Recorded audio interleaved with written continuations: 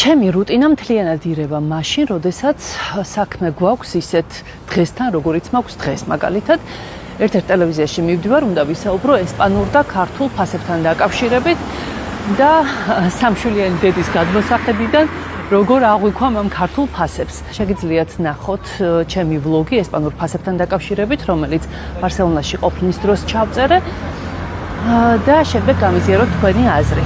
მოკლედ, ახლა მივდივარ სტუდიაში. ოღონდ არ მკითხოთ ბავშვები ან სად დავტოვე, ან მათი წრების ამბები როგორ დავალაგე. აი, თითქმის მოვედით.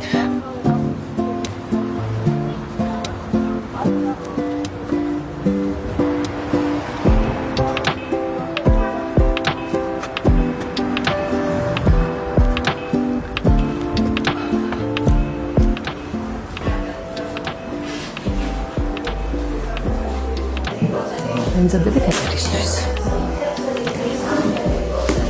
მე ვარ ემიგრანტის მეუღლე ამავდროულად, როდესაც ვიყავით ბარსელონაში მე და ჩემი შვილები, ძალიან ბევრმა მომწერა, რომ იქნებ ესპანურ ფასებთან დაკავშირებით გაგეკეთებინა ვლოგი.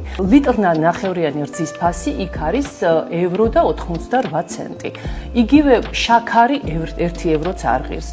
ნაყინის შეფუთვა, სადაც 6 ცალი ნაყინი არის 2 ევრო ნახევარი.